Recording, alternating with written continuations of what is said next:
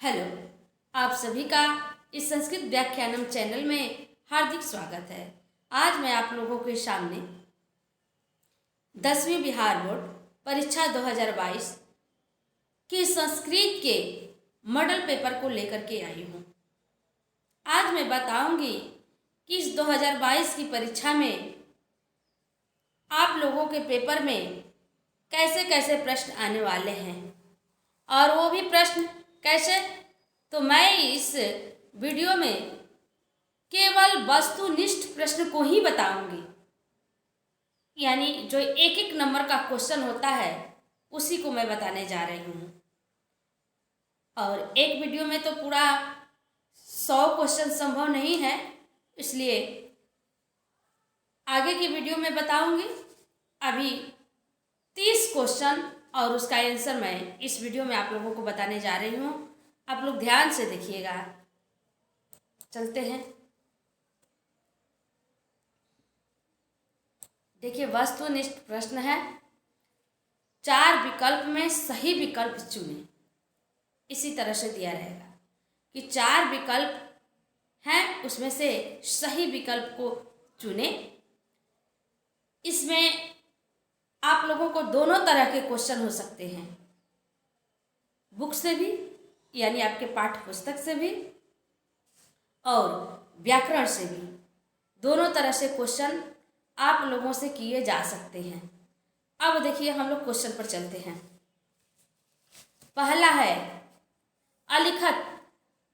क्या है? अलिखत। ध्यान दीजिए, यहाँ पर अलिखत में हलंत है। संस्कृत में बहुत ही छोटे छोटे बिंदुओं पर ध्यान देना पड़ता है। यहाँ अलिखत है और अलिखत जो त है उसमें हलंत है, इसलिए हमें ध्यान देना है कि यह किस लकार का रूप है। यह किस लकार का रूप है, ठीक है। और यहाँ ये नहीं पूछ रहा है कि कौन सा पुरुष है, नहीं तो आप लोगों की प्रॉब्लम और बढ़ जाती। लेकिन लकार ही पूछ रहा है तो ज़्यादा परेशानी नहीं है। आ गया, देखिए पकड़ने का तरीका। आ गया तो जब केवल लकार पूछ रहा है तो आंख बंद करके कह दीजिए कि लंग लकार। ध्यान दीजिए मैं क्या बता रही हूँ। से लिख धातु है, लिखती लिखता लिखंती, ऐसे इसका लट लकार में रूप चलता है। लेकिन जब आगे आ गया, आगे आ गया तो अब आप लोगों को कुछ नहीं सोचना है। अब चुपचाप आंख बंद करके लंग लकार यानी भूतकाल पर आप लोग ट्रिक लगा दीजिए। देखिए लंग लकार सही होगा, भूतकाल की क्रिया है, ठीक है। अगर पुरुष पूछता कि किस लकार का कौन सा पुरुष है, तब आप लोगों को थोड़ा सा ज़्यादा विचार करने की जरूरत थी, क्योंकि अलिखत यहाँ हलंत है और इसी में कहीं होता है जहाँ हलंत नहीं होता है। अब ज़्यादा गहराई से मैं नहीं जाऊंगी, आगे बढ़ते हैं हम लोग। पचेत। पचेत किस धातु का रूप है? केवल धातु पूछ रहा है आपसे, लकार और पुरुष कुछ भी नहीं पूछ रहा है, केवल धातु पूछ रहा है कि पचेत किस धातु का रूप है। धातु यानी क्रिया, धातु माने क्रिया। तो क्रिया के मूल रूप को, जो क्रिया का जो मूल रूप है उसको हम धातु कहते हैं। तो पचेत भी एक क्रिया है और इसका मूल रूप क्या है? पच। देखिए यहाँ पर ऑप्शन दिया है पच, पांच, पचे, पची। पांच, पचे, पची ये सब नहीं होगा, पच धातु है। जिस तरह लिख धातु होता है, पट धातु होता है, उसी तरह से पच धातु है, ठीक है। हम लोग आगे बढ़ते हैं। मतीसु में कौन सी विभक्ति है? देखिए मतीसु का क्या पूछ रहा है? केवल विभक्ति आपसे पूछ रहा है, न तो इसका मूल शब्द पूछ रहा है, न तो इसका वचन पूछ रहा है। आपसे केवल विभक्ति पूछ रहा है और विभक्ति के लिए 4 ऑप्शन दिया है। पंचमी है, षष्ठी है, सप्तमी है, चतुर्थी है। आप लोगों को मैं पकड़ने का तरीका एक बता दे रही हूं। लास्ट में सू लगा हो, लास्ट में सू लगा हो, चाहे यह मूर्धन्य स से हो या मूर्धन्य स से है या दंती स से हो। आकार की यहाँ पर मात्रा होगी तो दंती स से हो जाए, जैसे लतासु हो जाता है। तो आप तुरंत समझ जाइए कि ये सप्तमी विभक्ति का रूप है। सप्तमी विभक्ति बहुवचन का रूप है। वचन नहीं पूछा है, फिर भी मैं बता दे रही हूँ। ये सप्तमी विभक्ति बहुवचन का रूप है। मति शब्द सप्तमी विभक्ति बहुवचन। इस तरह से आप लोग पकड़ सकते हैं। रूप अगर नहीं भी याद है, विस्मरण भी हो रहा है, तो भी एक ट्रिक दिमाग में बैठा लीजिए और उससे आप पकड़ सकते हैं। ठीक है, हम लोग आगे चलते हैं अगले प्रश्न की तरफ। चरित्र का निर्माण किससे होता है? ये आपके बुक से क्वेश्चन है। चरित्र का निर्माण किससे होता है? देखिए 4 ऑप्शन दिया हुआ है। पहला है संस्कारों से, अशांति से, वैर भावना से, इनमें से कोई नहीं। क्या आपको लग रहा है कि ये तीनों सही है? अशांति से, वैर भावना से, इनमें से कोई नहीं। क्या इन सब से चरित्र का निर्माण होगा? नहीं। साफ पता चल रहा है कि इन सब से चरित्र का निर्माण नहीं होगा। तो बचता क्या है? संस्कार, यानी संस्कारों से। व्यक्ति के चरित्र का निर्माण उसके संस्कारों से ही होता है। यदि संस्कार नहीं है तो उसमें चरित्र का निर्माण नहीं होगा। ठीक है, आगे बढ़ते हैं। अंत्येष्टि संस्कार कब होता है? ये भी आपके पाठ्य पुस्तक से है। अंत्येष्टि, अंत जिसका नाम ही है अंत्येष्टि, जो अंतिम इच्छा होती है, मरने के बाद का जो संस्कार होता है, मरने के बाद व्यक्ति की क्या इच्छा थी उसको पूरा किया जाता है, क्या कमी बेसी है उसको पूरा किया जाता है। तो ये चीज, तो अब यहाँ पर साफ पता चल रहा है कि मरने के बाद, जन्म के पहले होगा नहीं अंत्येष्टि, क्योंकि जन्म के पहले व्यक्ति का अंत नहीं होता है। विवाह के पहले भी वैसा संस्कार नहीं हो सकता है। शिक्षा प्राप्त करते समय भी वैसा संस्कार नहीं हो सकता है। तो अंत्येष्टि संस्कार यानी मरने के बाद ही होता है।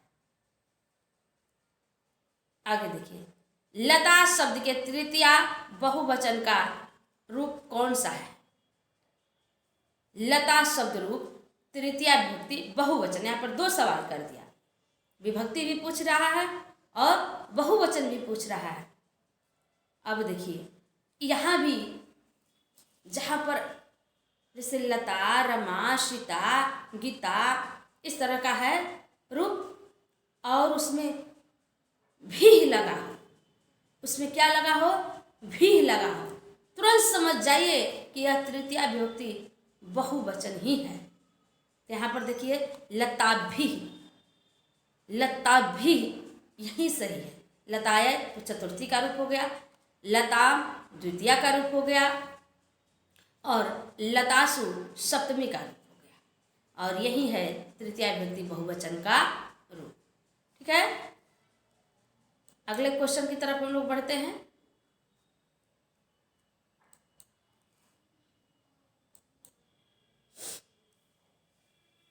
वचधन कत्वा से कौन सा शब्द बनेगा? वचधन कत्वा, देखिए यहाँ पर एक आया है उक्तवा, एक आया है बचयितवा, एक आता है वृत्वा, एक आता है वक्तवा। देखिए ध्यान से देखिए, नहीं याद है तो भी आप अपना दिमाग लगाइए। यहाँ पे आप बचयितवा कहीं पढ़े हैं? नहीं। वक्तवा ऐसा भी नहीं, ये है, लेकिन यहाँ पर वच से वच धातु है।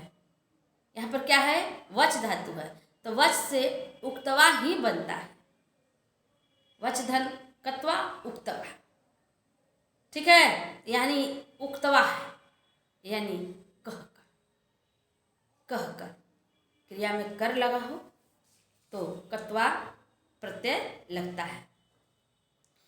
आगे देखिए, सहनीय में कौन सा प्रत्यय है?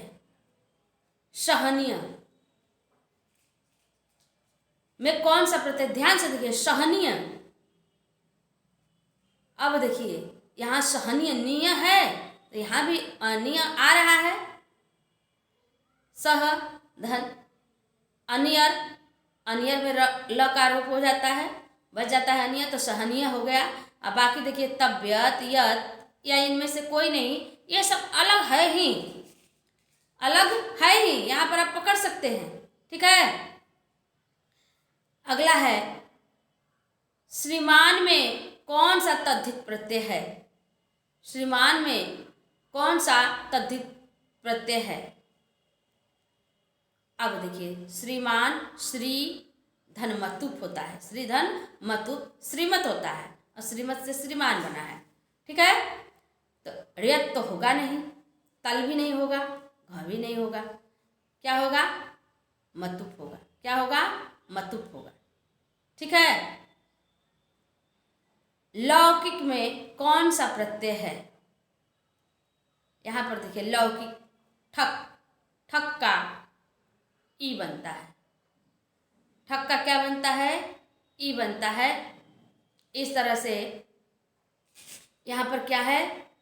यह लौकिक बना है। ठीक है, आगे चलते हैं।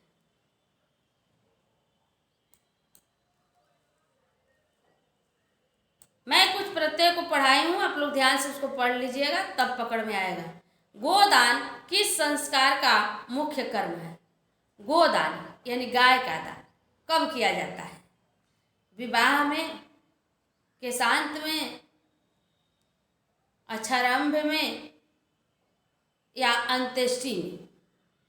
तो देखिए विवाह में बहुत लोग गोदान करते हैं, कन्यादान में, लेकिन कोई जरूरी नहीं होता है। लेकिन गोदान का अधिकतर महत्व जो है अंत्येष्टि संस्कार में होता है। अंत्येष्टि संस्कार में मरने के बाद या मरते समय गोदान की परंपरा है, इसलिए हम लोग अंत्येष्टि संस्कार ही लिखेंगे। आगे देखिए, नीति श्लोका पाठ महाभारत के किस पाठ से संकलित है? वन पर्व से, शांति पर्व से, भीष्म पर्व से? तो नहीं, उद्योग पर्व से। किस पर्व से? उद्योग पर्व से। ठीक है, आगे देखिए, अपृष्टो बहुभाषते किस पाठ की युक्ति है? नीति श्लोका की, अलस कथा की, मंगलम की, मंदाकिनी वर्णन की? तो नहीं, नीति श्लोका की, नीति श्लोका की। इन सब चीज़ों को आप लोग को याद रखना चाहिए। कुछ मुख्य चीज़ें हैं जो कि आप लोगों को परीक्षा में हमेशा पूछता है। यहाँ देखिए, परम तृप्ति देने वाली क्या है? विद्या है, लोभ है, क्रोध है, दीर्घसूत्रता है, क्या है? तो विद्या है। कितना हो धन संपत्ति आ जाए, मनुष्य को तृप्ति नहीं मिलती है। क्रोध से भी तृप्ति नहीं मिलती है, किसी चीज से तृप्ति नहीं मिलती है। जब मनुष्य के अंदर विद्या आ जाती है तो उसे तृप्ति मिल जाती है। इसलिए परम तृप्ति विद्या से मिलती है। अगला देखिए, शताब्दी कैसा समास है? शताब्दी कैसा समास है? द्वंद्व है, बहुव्रीहि है, तत्पुरुष है, द्विगु है, क्या है? तो जैसा कि हम जानते हैं कि संख्या पूर्वो द्विगु, तो शताब्दी सत यानी 100 संख्या है, शुरू में क्या है? संख्या है, इसलिए यह द्विगु समास का उदाहरण है। ठीक है, आगे चलते हैं हम लोग। आगे है अलस कथा पाठ के रचयिता कौन है? तो विद्यापति हैं। किस शब्द में परि उपसर्ग है? यहाँ पर देखिए, परिहार है, प्रहार है, प्रतहार है, परहार है। तो यहाँ पर देख रहे हैं, यहाँ भी परि नहीं है, यहाँ भी प्रति है, परि नहीं है, यहाँ परा है, परि नहीं है, यही है परिहार, इसी में परि उपसर्ग लगा हुआ है। हम लोग आगे की तरफ चलते हैं, देखते हैं और सारे क्वेश्चन को। ठीक है,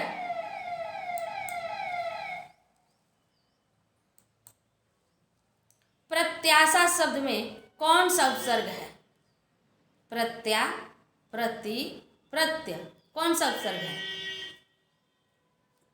या एक है यहाँ पर प्र, अ है, यहाँ पर गलती से अ नहीं लिख पाए हैं, अ यानी प्र है, प्रत्यय है, प्रति है और प्रत्यय है। तो प्रति है, प्रतिधन आशा प्रत्याशा, प्रतिधन आशा प्रत्याशा, ये सब गलती से आप लोग मत लिख दीजिएगा, गलत हो जाएगा।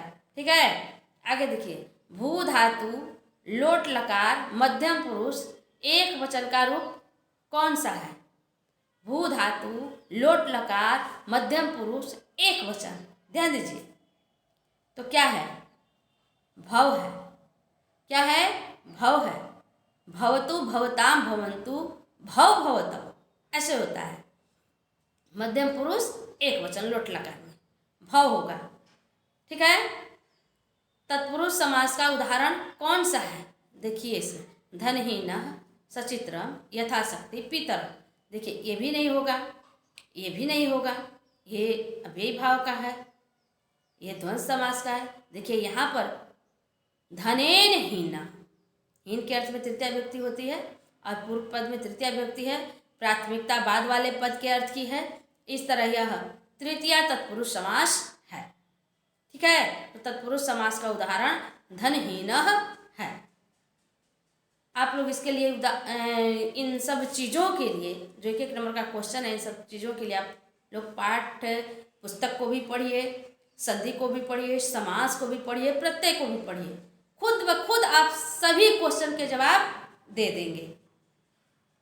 आगे देखिए, चराचरम में कौन सा समास है? द्वंद्व है, तत्पुरुष है, अव्ययी भाव है, न है।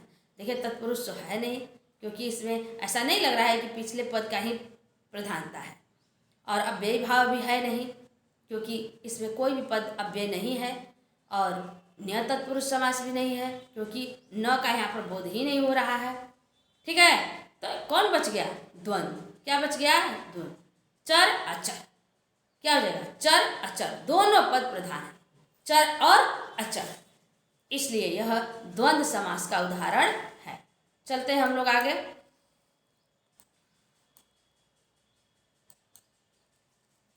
आगे देखिए, दानार्थे चतुर्थी सूत्र का उदाहरण है। रमेशाय भोजनम यच्छति, आचार्यात् वेदम पठति, मह्यम मोदकम रुचते, गृहात् बहित्वम गच्छसि। क्या है? अब देखिए यहाँ पर रमेशाय भोजनम यच्छति, यानी रमेश के लिए भोजन देता है, रमेश के लिए भोजन देता है। अब देखिए यही लग रहा है दानार्थी, इसी में देने की बात की जा रही है। यहाँ तो वेद पढ़ने की बात की जा रही है, यहाँ पर अच्छा लगने की बात की जा रही है, यहाँ पर बाहर जाने की बात की जा रही है। तो इससे आप पकड़ सकते हैं कि तीनों में ऐसा देने का कुछ भी बात नहीं किया गया है, इसलिए यह दानार्थ नहीं हो सकता है। जो ये है पहला वाला, तो इसी में देने की बात की गई है, इसीलिए यह जो है दानार्थ चतुर्थी सूत्र का उदाहरण है। आगे देखिए, आगे क्या है? अहम में कौन सी विभक्ति है? तो देखिए प्रथमा, अहम आवाम वयम प्रथमा ही। मनोरथा का संधि विच्छेद क्या है? मन रोध यानी मनरोथा, ऐसा नहीं होगा। मनोधन रथ, ऐसा भी नहीं होगा।